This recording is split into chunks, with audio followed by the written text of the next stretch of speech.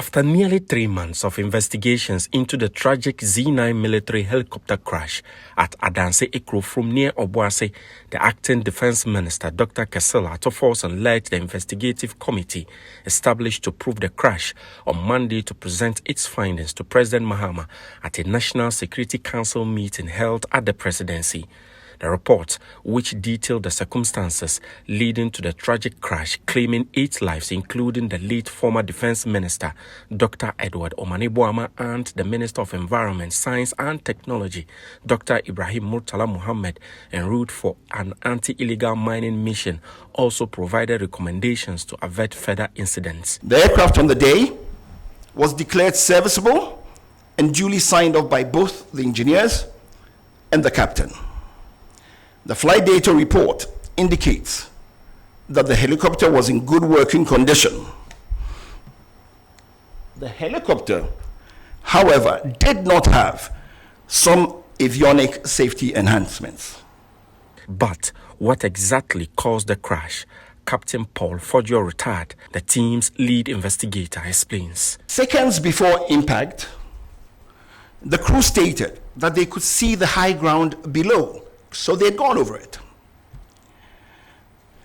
Suddenly thereafter, the helicopter that was flying up without any change in its power or in the pitch which we use to go up and down, suddenly lost height and impacted a ridgeline at about 1370 feet above sea level. And this was about 6.5 miles from the destination, and this happened at 9:58. The investigation determined that the accident was caused by the sudden loss of altitude and lift due to downdraft.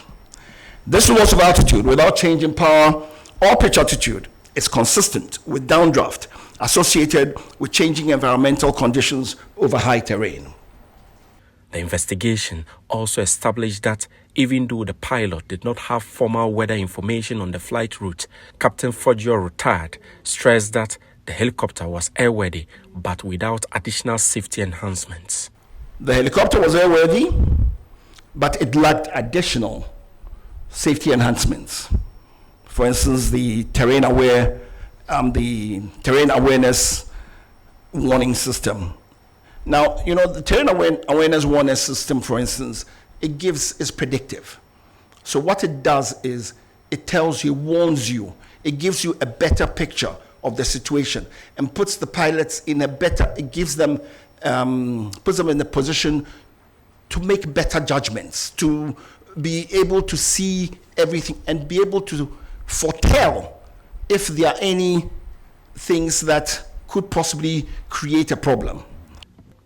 However, in response to a critical question of why the pilot did not make an emergency landing to avert the crash, Captain Paul Forjoe, retired, who is also a member of the Aircraft Accident and Incident Investigation and Prevention Bureau of Ghana, said the call remains the pilot's discretion. I would like to presume that when you say emergency landing, you mean a diversion, because an emergency landing is when something goes wrong with the plane, because nothing ever went wrong with the plane.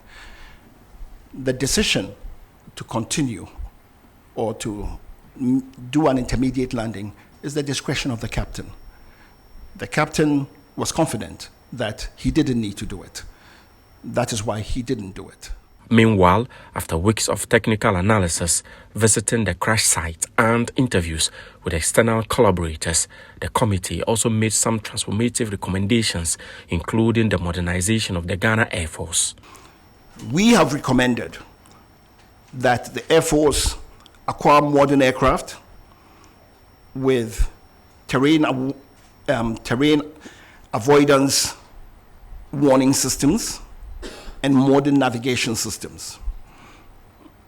That the aircraft should have cockpit voice recorders and flight data recorders, which are the audiovisual capable types.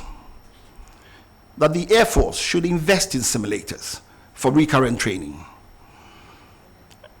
That they contract certified aviation weather provider or providers, and that Ghana as a nation should try to have en route navigational aids, especially in remote areas. The report incorporated inputs from the Ghana Air Force, the Ghana Civil Aviation Authority, and international aviation experts.